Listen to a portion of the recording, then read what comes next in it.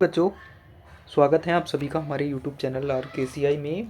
And आज कक्षा 10 का क्लास 10 का साइंस का चैप्टर नंबर 8 जिसका नाम है आनुवंशिकता एवं जैव विकास, इसका अध्ययन करेंगे। जेनेटिक्स एंड इवोल्यूशंस का, ठीक है।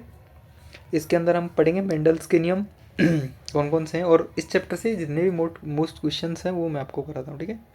पहला जो क्वेश्चन है वो है, मेंडल ने आनुवंशिकता के प्रयोग किस पे किए थे? तो मिर्च पे नहीं किए थे, बैंगन पे नहीं किए थे, गोभी पे भी नहीं किए थे, किस पे किए थे? उद्यान मटर पर, जिसका नाम क्या था? पाइसम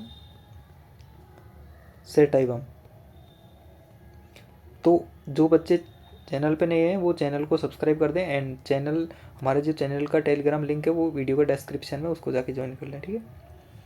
अब देखो, किसी एक जीव के विप्रियासी, विप्रियासी मतलब उल्टे, जैसे मतलब एक तो कैपिटल टी हो और एक स्मॉल टी, उल्टे। विप्रियासी लक्षण मतलब हमेशा उल्टे लक्षण के दोनों जीन एक साथ उपस्थित हो तो इसको क्या कहते हैं? संयुग्मकी या विसंयुग्मकी? संयुग्मकी वो जीन होते हैं जो जिनमें जोड़े की दोनों जीन समान हो, और जिसमें जोड़े की दोनों जीन असमान हो उसमें उसको विषमयुग्मजी। तो ये कौन सा है? विषमयुग्मजी, ठीक है। संकरण कैपिटल टी स्मॉल टी से प्राप्त संततियों का अनुपात हमेशा क्या होगा? 1:1। ध्यान रखना। देखो, चाहे मान लो, देखो अगर आपको कैपिटल टी स्मॉल टी इसका क्रॉस किसी से भी करवाए, कैपिटल टी से करवाए, चाहे कैपिटल टी स्मॉल टी का क्रॉस स्मॉल टी से कराए, हमेशा दोनों का रेशो 1:1 आता है, ध्यान रखना, ठीक है।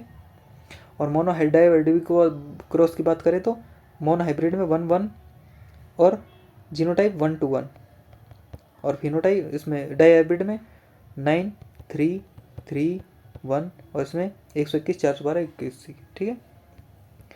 ये था हमारा माजरा, ठीक है। उसके बाद में देखो, मेंडल ने आनुवंशिकता के प्रयोग मटर में कितने जोड़ी विप्रियासी लक्षणों को लेके किए थे? तो 10 जोड़ी नहीं थे।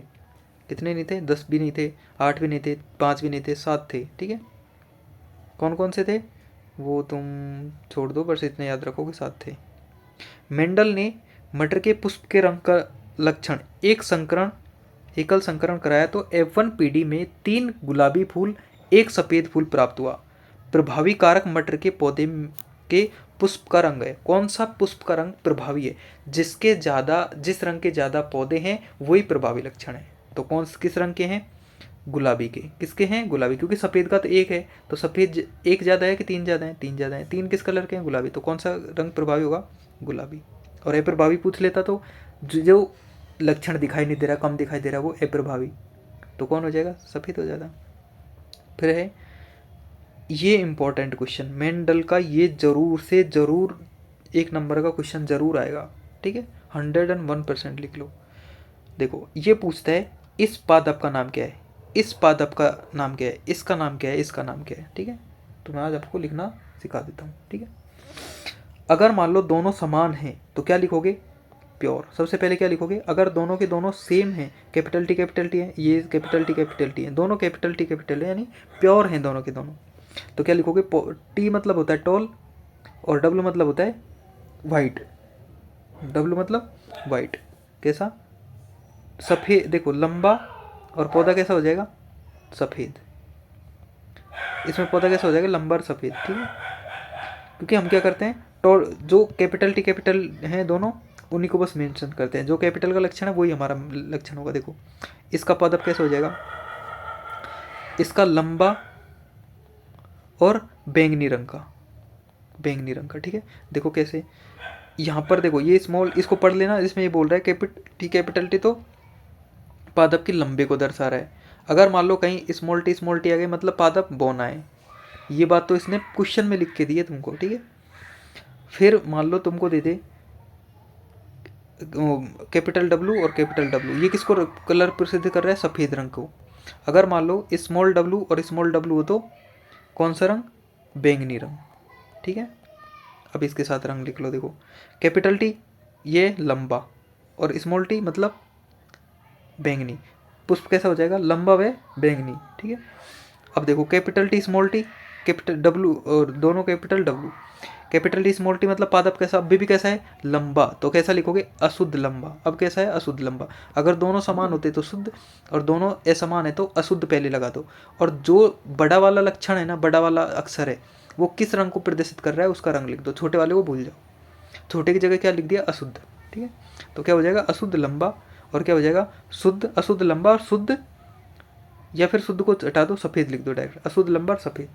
और इसमें अशुद्ध लंबा और कैसा हो जाएगा, अब देखो दोनों में से प्रभावी लक्षण कौन सा है, देखो ये तो सफ़ेद को प्रदर्शित कर रहा है, ये वाला सफ़ेद को और ये छोटा वाला बैंगनी को। अब देखो जो ऐसी स्थिति आ जाए ना, तो हमको क्या, किसका रंग लिखना है, जो पुष्प कैसा है, प्रभावी है, उसका लक्षण लिखना है।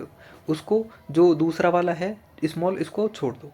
ठीक है, ऐसे लिखते हैं लक्षण। क्लियर। अब देखो आनुवंशिकी की इकाई किसे कहते हैं, आनुवंशिकी की इकाई होती है जीन। एक संकरण में F1 पीढ़ी से प्राप्त पादप का लक्षण प्रारूप या जीन प्रारूप।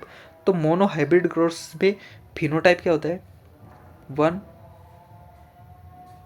देखो फिनोटाइप है 3:1, और जीनोटाइप क्या होता है 1:1, ये बोल रहा है। और F2 देखो डाई हाइब्रिड क्रॉस दे देता तो यहाँ, तो इसका फिनोटाइप क्या हो जाता 9:3:3:1, और फिनोटाइप 1:2:1, 4:1:2:1:1, ये हो जाता है। ठीक है, फिर है मेंडल के प्रभाविता के नियम को समझाइए वे चित्र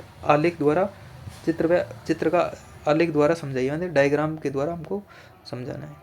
तो देखो मेंडल के प्रभाविता का नियम कर लेना यार, आएगा नहीं वैसे, तुमको इसकी जगह क्या रट के जाना है, दिव संकर संकरण, 100% आएगा, इसकी जगह रट के जाना ही नहीं आएगा। मेंडल ने अपने प्रयोगों, ऐसा नहीं कि आता नहीं है, ऐसा कुछ भी नहीं है। मेंडल के प्रभाविता का लक्षण मतलब ऐसे होता है, देखो F2 पीढ़ी में वही लक्षण एक्सप्रेस होगा जो देखो F1 पीढ़ी में क्या रहेगा, प्रभावी लक्षण ही F2 पीढ़ी में एक्सप्रेस होता है, यही प्रभाविता का नियम है। ठीक है, ऐसे मत सुनना, सर से आता नहीं है, तो आएगा नहीं एग्जाम में, तो इसको रिलेट कर दो। ठीक है, देखो मेंडल ने अपने प्रयोगों के लिए मटर का पौधा ही क्यों चुना, क्योंकि इसका एक वर्षीय पादप था, यानी एक साल में 3 से 4 इसकी पीढ़ियाँ प्राप्त की जा सकती थी, यानी पीढ़ियों का विश्लेषण आराम से कर सकता था, यानी रिजल्ट अच्छे से देख सकता था। ठीक है, अगर मान लो ऐसा पादप चुन लेता जिसकी उम्र 100 साल होती, तो ये तो 3-4 बार मर के जन्म लेना पड़ता, तब जाके एक रिजल्ट को देख पाता। ठीक है, और दूसरा आसानी से उपलब्ध था, आसानी से उगा सकते हैं। ठीक है, आसानी से स्वपरागण हो सकता है, आसानी से परपरागण हो सकता है, इसलिए उसने मटर के पादप को ही चूज किया। ठीक है,